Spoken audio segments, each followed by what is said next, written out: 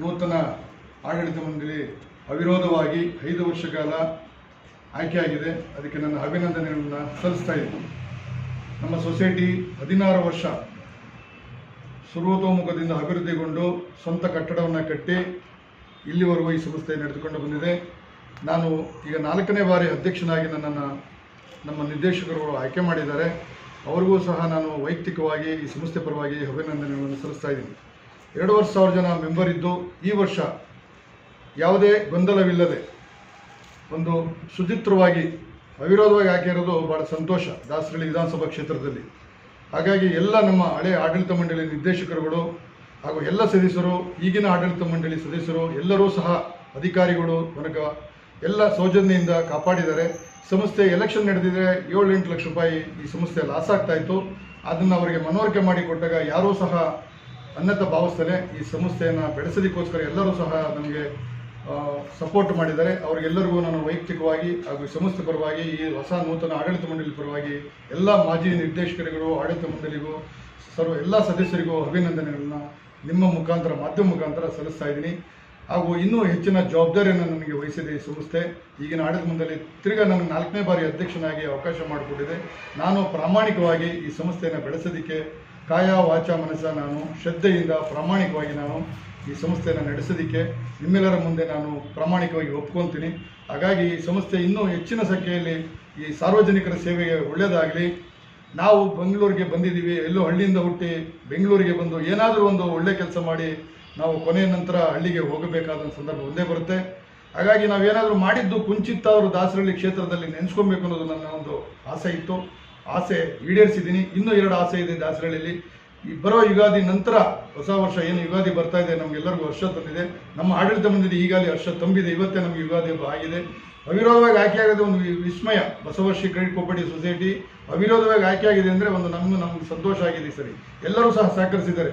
ಯಾರು ಇಲ್ಲ, ಎಲ್ಲರೂ ಇದ್ರಾಗೆ ಸಂತೋಷಪೂರ್ವಕವಾಗಿ ಮಂದದಿಂದ ಅವರು ಮಾತನ್ನು ಹೇಳಿದರು. ನಮಗೆಲ್ಲರೂ ಫೋನ್ ಮುಖಾಂತರ ಕರೆ ಮಾಡಿ ನೀವು ಸಂಸ್ಥೆ ಕಟ್ಟಿದ್ದೀವಿ, ಎಲ್ಲರೂ ಮಾಡಿದ್ದೀವಿ, ನೀವು ಚೆನ್ನಾಗಿ ನಡೆಸ್ತಾ ಇದ್ದೀರಾ, ನಡೆಸಿ, ನಮ್ಮ ಸಹಕಾರನೂ ಸಹ ನಿಮಗೆ ಯಾವುದೇ ರೀತಿ ತೊಂದರೆ ಕೊಡಲ್ಲ, ನಾವು ಬಂದು ನಿಮ್ಮ ಜೊತೆ ಕೈ ಜೋಡಿಸ್ತೀವಿ ಅಂತ ಹೇಳಿದರು.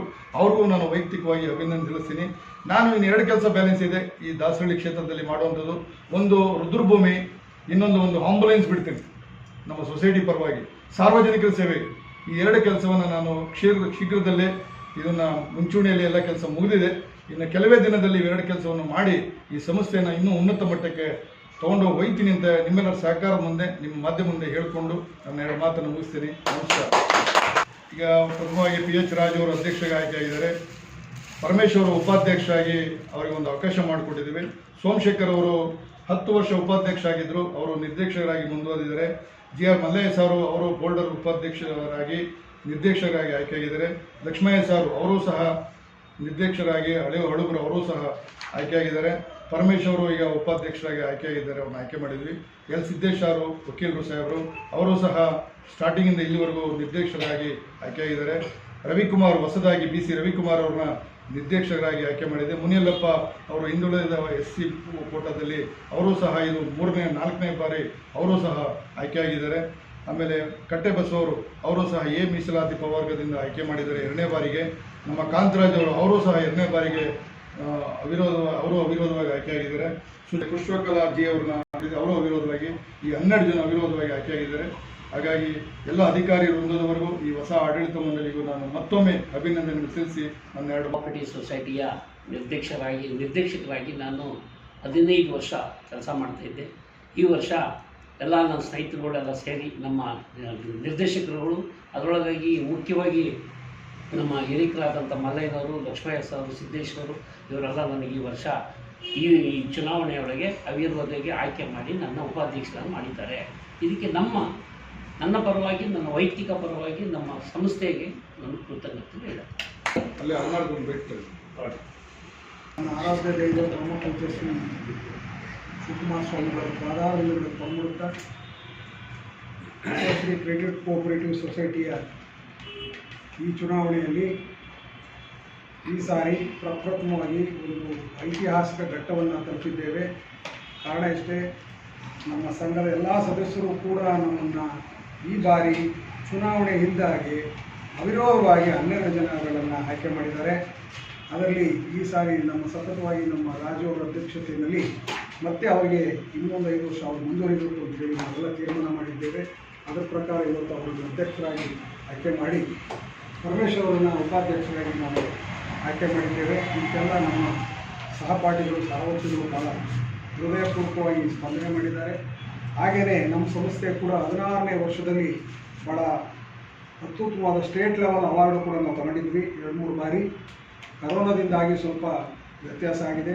ಈ ಸಾರಿ ನಾವು ವಿಶೇಷವಾದಂಥ ಕೆಲವು ಯೋಜನೆಗಳನ್ನು ಹಾಕ್ಕೊಂಡು ಕೋಆಪರೇಷನ್ ಆ್ಯಕ್ಟ್ ಕೆಳಗಡೆ ಏನೆಲ್ಲ ಮಾಡ್ಬೋದು ಅನ್ನೋದನ್ನೆಲ್ಲ ಮಾಡೋದ್ರ ಜೊತೆಗೆ ಸಮಾಜಮುಖಿಯಾಗಿ ಏನೆಲ್ಲ ಸೇವೆ ಮಾಡ್ಬೋದು, ಆರ್ಥಿಕವಾಗಿ ಬೇರೆ ವಿಚಾರ ಆದರೂ ಕೂಡ ಸಮಾಜಮುಖಿಯಾಗಿ ಈ ಸಾರಿ ಏನೇನು ವಿಶೇಷವಾಗಿ ಕೆಲಸ ಮಾಡಬೇಕು ಅಂತೇಳಿ ನಾವು ಆಗಲೇ ರೂಪುರೇಷೆಗಳನ್ನು ಸಿದ್ಧ ಮಾಡ್ಕೊಂಡಿದ್ದೀವಿ. ಆ ನಿಟ್ಟಿನಲ್ಲಿ ನಮ್ಮೆಲ್ಲ ಸಹಕಾರ ನಮ್ಮ ಸಹ ನಿರ್ದೇಶಕರು ಅಧ್ಯಕ್ಷರೆಲ್ಲ ಕೊಡ್ತಾರೆ ಅಂತ ಭಾವಿಸ್ತಾ ಈ ಸಂಸ್ಥೆಯಲ್ಲಿ ಈ ಸಾರಿ ಏನು ಅವಿರೋಧವಾಗಿ ಆಯ್ಕೆ ಆಗಿದ್ದಾರೆ ಎಲ್ಲ ನಿರ್ದೇಶಕರು ಅಧ್ಯಕ್ಷರು ಉಪಾಧ್ಯಕ್ಷರಿಗೆ ನನ್ನ ಕಡೆವಾಗಿ ಹೃದಯಪೂರ್ವಕವಾದಂಥ ವಂದನೆಗಳು, ಧನ್ಯವಾದಗಳು. ಈ ಸಾರಿ ಜವಾಬ್ದಾರಿ ಜಾಸ್ತಿ ಇದೆ ಅಂತ ಭಾವಿಸ್ತಾ ಈ ಸೊಸೈಟಿನ ಭಾಳ ಎ ಗ್ರೇಡ್ಗೆ ತಗೊಂಡೋಗೋದಕ್ಕೆ ನಮ್ಮ ಕಾಯ ವಾಚ ಮನಸ್ಸನ್ನು ನಾವು ಪ್ರಯತ್ನ ಮಾಡ್ತೀವಿ ಅಂತ ಹೇಳ್ತಾ ಮಾಧ್ಯಮದವರ ಸಹ